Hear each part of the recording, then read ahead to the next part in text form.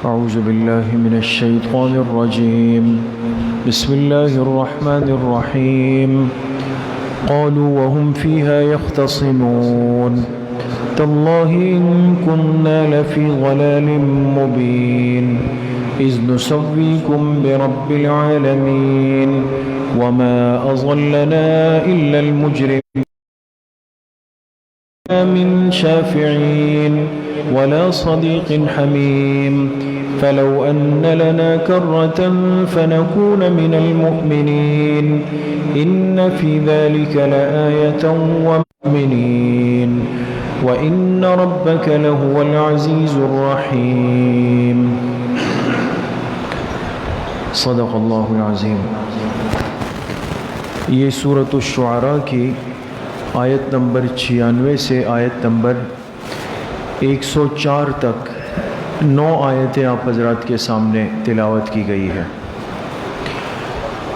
کل کے درس میں یہ بات چل رہی تھی کہ ابراہیم علیہ السلام نے اللہ پاک سے کچھ دعائیں مانگی۔ ان میں سے ایک دعا یہ بھی تھی کہ اللہ مجھے آخرت کے دن کی، قیامت کے دن کی رسوائی سے محفوظ فرما لیجیے، اور اس لیے کہ وہ ایسا دن ہے کہ جس دن نہ انسان کو اس کے مال سے کوئی فائدہ پہنچے گا، نہ اس کی اولاد سے، اولاد نرینہ سے، بیٹوں سے کوئی فائدہ پہنچ سکے گا۔ ہاں ایک صورت ہے کہ جو اس دن اللہ کے پاس آئے قلب سلیم لے کر، قلب سلیم سلامتی والا دل، صحت مند تندرست دل لے کر چلا جائے۔ اور اس پر بات ہوئی کہ قلب سلیم کس کو کہتے ہیں؟ کہ وہ دل جو کفر سے، شرک سے، نفاق سے اور رذائل سے، چاروں قسم کی چیزوں سے بالکل پاک صاف ہو۔ اس دل میں نہ کفر ہو، نہ شرک ہو، نہ نفاق ہو، نہ رذائل ہو۔ ایسا دل کہلاتا ہے قلب سلیم۔ اور اس کے مقابلے میں ایک دل ہوتا ہے جو دل بیمار ہوتا ہے، اس کو کیا کہتے ہیں؟ قلب سقیم کہتے ہیں۔ ماشاءاللہ، قلب سقیم کہتے ہیں جو مریض دل ہوتا ہے، جو بیمار دل ہوتا ہے، جس میں اخلاقی روحانی امراض بھرے ہوئے ہوتے ہیں، اس کے لیے بہت بڑی مصیبت ہے۔ پھر فرمایا کہ جب وہ دن ہوگا، جنت کو قریب لایا جائے گا متقین کے، جہنم کو سامنے لایا جائے گا گمراہ لوگوں کے۔ جب یہ گمراہ لوگ جہنم کو دیکھیں گے تو ان سے پوچھا جائے گا کہ اب بتاؤں، دنیا میں جن کی مان کر چلتے تھے، جن کو اپنا معبود بنایا تھا، جن سے مدد مانگتے تھے، جن سے فریاد رسی کرتے تھے، آج وہ کہاں ہیں؟ آج وہ تمہاری مدد کو کیوں نہیں آئے؟ آج نہ تمہاری مدد کر سکتے ہیں بلکہ اپنی مدد کرنے پر بھی قادر نہیں ہیں۔ لہٰذا وہ بھی اور تم بھی، جن کو تم نے بڑا بنایا وہ بھی، اور جو تم چلے اس کے پیچھے، تم سب کے سب آج جہنم میں اوندھے منہ کے بل ڈال دیے جاؤ گے، سب اندر چلے جاؤ گے۔ اب جب یہ جہنمی اندر جائیں گے تو ظاہر سی بات ہے کہ دنیا میں جب انسان حق اور خیر اور ہدایت کی بات کو، قرآن اور حدیث کو، علماء حقانیین کی بات کو قبول نہیں کرتا، نفس پرستی کے اندر مبتلا ہوتا ہے، جو دل چاہتا ہے اس پہ عمل کرتا ہے، تو قیامت کے دن جب دیکھے گا کہ میں بھی جہنم میں، اور جنس نے غلط راستہ دکھایا وہ بھی جہنم میں پھنس گئے، تو اب غصہ آئے گا۔ اور فطرتاً انسان کو ایسے موقع پر غصہ آتا ہے کہ جب دیکھ لے کہ بھئی میں بھی پھنس گیا اور جس نے پھنسایا وہ بھی کھڑا ہوا ہے۔ اس کیفیت کو اللہ پاک نے بیان فرمایا کہ جب یہ دونوں آگے چلنے والے اور پیچھے چلنے والے، جب یہ جہنم میں جمع ہو جائیں گے، آگ میں جمع ہو جائیں گے، آپس میں الجھ پڑیں گے، لڑ پڑیں گے، جھگڑا کریں گے۔ ان آیات کا ترجمہ ہے قالوا وهم فيها يختصمون، اور یہ جہنم میں جانے والے آپس میں جھگڑنے لگیں گے اور کہیں گے تاللہ ان کننا لفی ضلال مبین، بخدا ہم لوگ کھلی گمراہی کے اندر پڑے ہوئے تھے، یعنی اعتراف کر لیں گے اپنے جرم کا، قصور کا. لیکن مسئلہ یہ ہے کہ وقت گزر چکا ہے، اب فائدہ نہیں ہے نا. دنیا میں آپ حضرات جانتے ہیں کہ دنیا کی عدالت میں اگر مجرم اپنے جرم کا اعتراف کر لے، اقرار کر لے، تنگ نہ کرے تفتیش کرنے والوں کو، تو اس سے کچھ رعایت ہوتی ہے کسی نہ کسی درجے میں. لیکن ہر چیز کی ایک حد ہوتی ہے، لمٹ ہوتی ہے، وقت ہوتا ہے. وقت گزر گیا. اس دن جب دیکھ لیں گے تو اعتراف کریں گے کہ ہاں واقعی ہم لوگ تو کھلی گمراہی کے اندر پڑے ہوئے تھے. پھر کہیں گے اذ نسویکم برب العالمین، اور گمراہی یہ تھی کہ ہم نے تمہیں رب العالمین کے برابر درجہ دیا. جو ان کے بنائے ہوئے معبود ہوں گے نا، ان سے کہیں گے کہ یہ مصیبت ہم پر آج اس لیے پڑی ہے کہ ہم نے تمہیں دنیا میں وہی درجہ دیا جو اللہ کا درجہ تھا، برابر کر دیا تھا تم کو. وما اضلنا الا المجرمون، پھر کہیں گے ہماری گمراہی کا ذریعہ یہی بڑے مجرم ہیں، انہوں نے ہمیں دنیا کے اندر خراب کیا، غلط راستہ دکھایا. فما لنا من شافعین، ہائے افسوس آج نہ کوئی ہماری سفارش کرنے والا ہے کہ جس کی شفاعت ہمیں مل جائے. ولا صدیق حمیم، نہ آج ہمارا کوئی مخلص دوست ہے جو کام آ جائے. فلو ان لنا کرۃ، بس اگر ہمیں ایک مرتبہ واپسی کا موقع مل جائے، واپس دنیا جانے کا، فنکون من المؤمنین، تو ہم پکے مومن بن جائیں گے، بس واپسی کا موقع مل جائے. اللہ فرماتے ان فی ذلک لآیہ، بے شک اس واقعے میں عبرت کی بڑی باتیں ہیں. وما کان اکثرهم مؤمنین، لیکن اس کے باوجود بھی ان مکہ والوں میں سے زیادہ تر لوگ ایمان لانے پہ تیار نہیں ہیں، پھر بھی نہیں. وَإِنَّ رَبَّكَ لَهُوَ الْعَزِيزُ الرَّحِيمُ، اور بے شک آپ کا رب ہی غالب ہے اور رحم کرنے والا. تو یہ آخرت کی ایک منظر کشی ہے اور جہنم کا ایک منظر نامہ ہے کہ جب اللہ کے نافرمان، اللہ کے راستے سے دور ہونے والے، گمراہی کا راستہ اختیار کرنے والے جب جہنم میں چلے جائیں گے تو پھر یہ صورتحال پیش آ جائے گی. اب دیکھیں نا، قرآن کریم آخرت کے احوال کو کھول رہا ہے. وہ حالات ابھی پیش نہیں آئے، وہ تو آگے چل کر پیش آنے ہیں نا. کب ہوں گے؟ عرصہ قیامت میں باقی ہے، ہزاروں سال، لاکھوں سال، اربوں کربوں سال، کچھ نہیں کہا جا سکتا دوست. اس کا یقینی علم تو کسی کے پاس بھی نہیں ہے سوائے اللہ کی ذات کے. لیکن اس دن کے ایک احوال کو ایک ایک کر کے اللہ پاک نے بالکل کھول دیا ہے. یعنی یہ ایسا پیپر ہے جو دنیا میں آؤٹ ہوا ہے، صاف ہوا ہے. دنیا میں جیسے ہم جیسے نالائق طالب علم ہوتے ہیں تو وہ یہ کوشش کرتے ہیں بھئی پیپر آؤٹ ہو جائے، ہے نا. کیا مطلب؟ پہلے سے مجھے پتہ چل جائے کہ جی امتحان میں کیا آنے والا ہے، اس لیے کہ محنت نہیں کی، پڑھا نہیں، وقت ضائع کیا. تو جب پیپر آؤٹ ہو جائے تو یہ آدمی خوش ہو جاتا ہے. کیوں خوش ہوتا ہے؟ بھئی اب پتہ چل گیا کہ کل کے پرچے میں یہی کچھ ہے، اس کے علاوہ اور کچھ بھی نہیں ہے نا. لیکن انسان کی نادانی کو دیکھے، کم عقلی اور کم ظرفی کو دیکھے کہ اللہ پاک کی ارحم الراحمین ذات نے آخرت کے احوال کھول کھول کے ایک ایک چیز بیان کر دی. دیکھو یہ بھی ہونا ہے، یہ بھی ہونا ہے، یہ بھی ہونا ہے، یہ بھی پوچھا جائے گا، یہ بھی پوچھا جائے گا، یہ بھی پوچھا جائے گا. سارے صورتحال آؤٹ ہو گئی ہے، کھل گئی ہے. اس کے باوجود بھی انسان کی محرومی ہے کہ یہ اس دن سے اور اس دن کی پکڑ سے بالکل غافل ہو چکا ہے. پرواہ ہی نہیں ہے کہ یہ سارے مراحل ہم پر آنے والے ہیں، پیش ہونے والے ہیں، اور ہم جا کے وہاں پر اللہ کے سامنے پیش ہوں گے.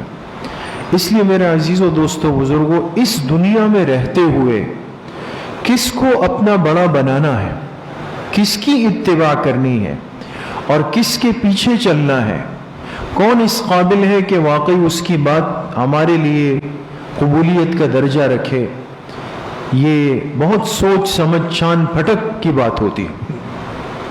آج امت کا ایک بہت بڑا طبقہ وہ غلط راستے پہ چل پڑا ہے. آپ دیکھتے ہیں آج کل عجیب و غریب تماشے نکلے ہیں دوست. ان چیزوں سے آپ حضرات زیادہ واقف ہیں نوجوان ساتھی.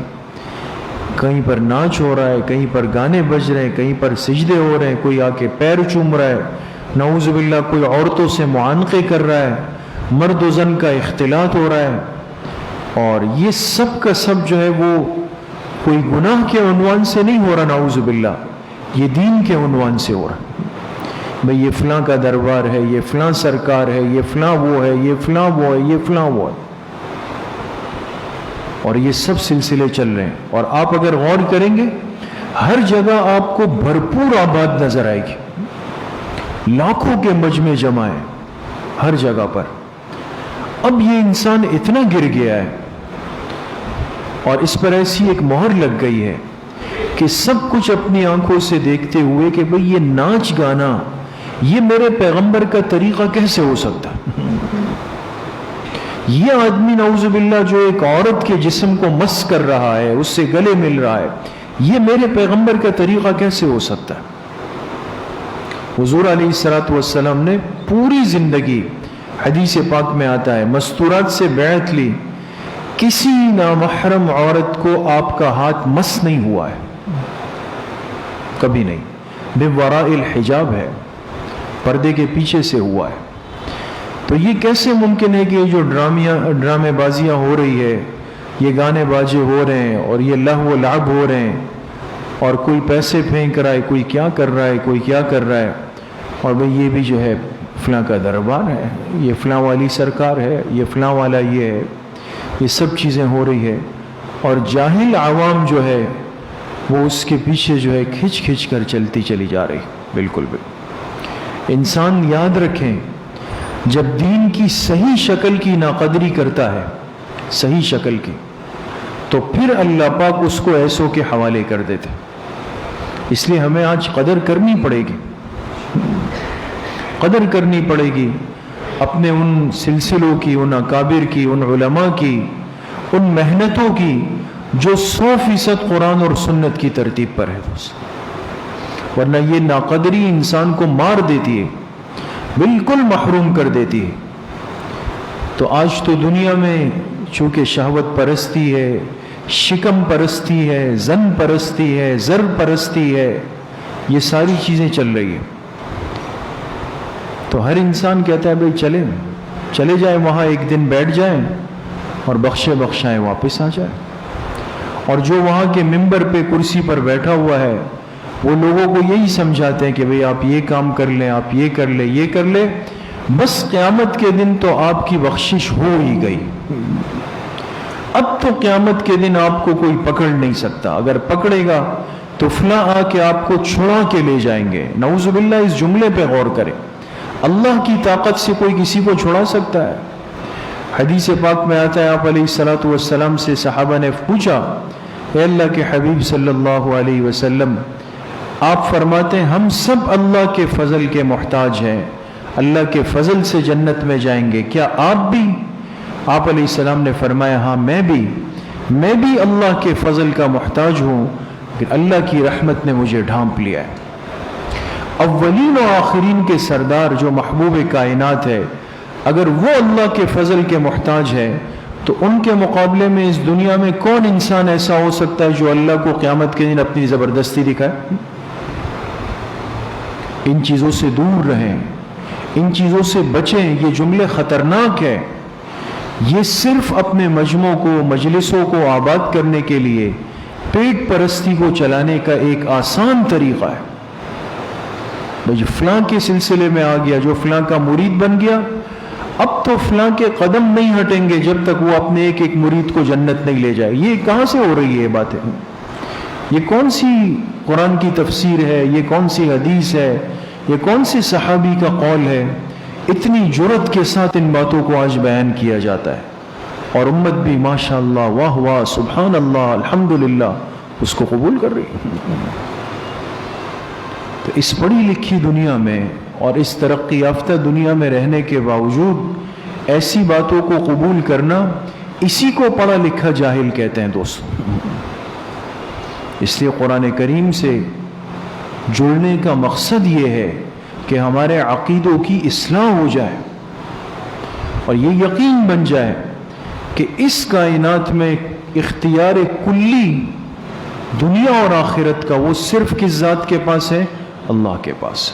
قیامت کے دن اگر رحم فرمائیں گے، فضل فرمائیں گے، تو وہ کون فرمائیں گے؟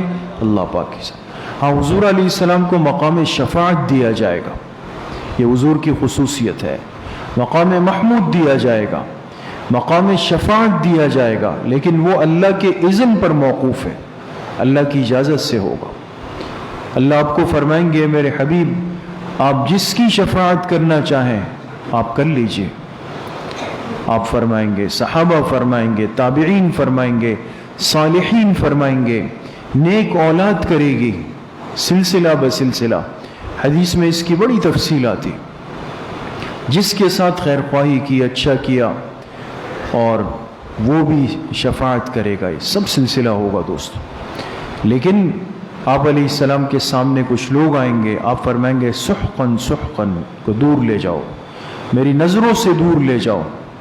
کیوں؟ فرمائیں گے یہ وہ لوگ ہیں جنہوں نے میرے بعد میرے دین کو تبدیل کیا ہے، میرے دین میں اپنی طرف سے باتیں داخل کی.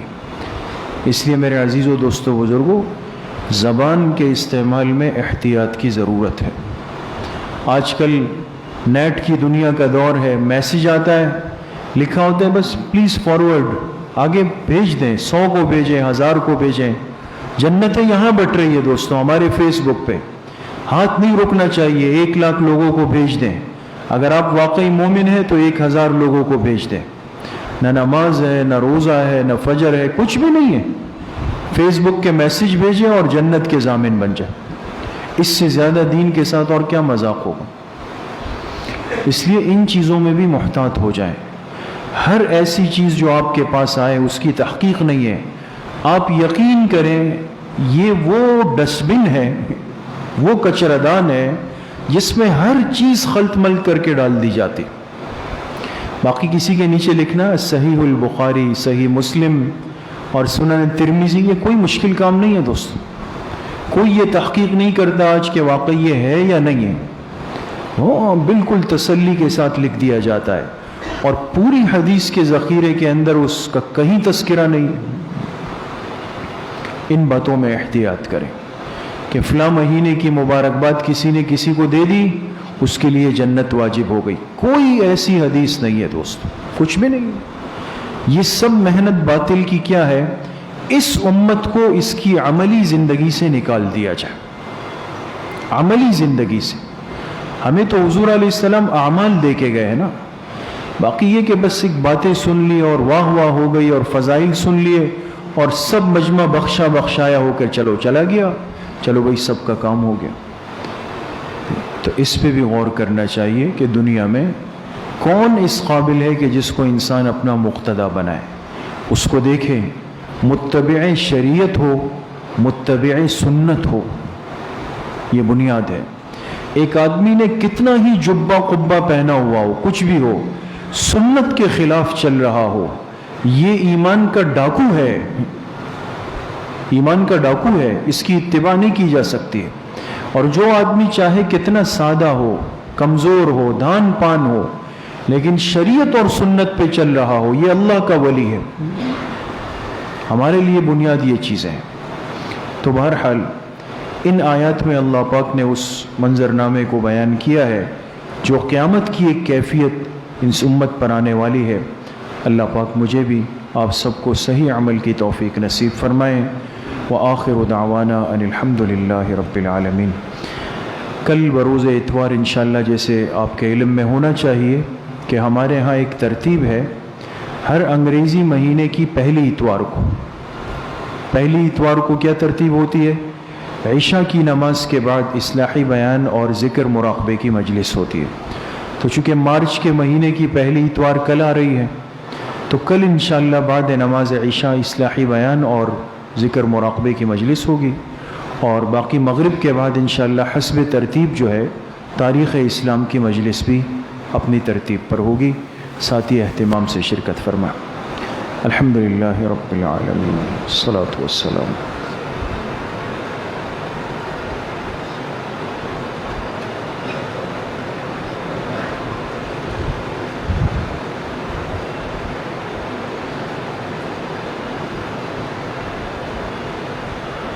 وصلی اللہ وسلم علی نبینا محمد وآلہ وصحبہ اجمعین برحمتک یا رب.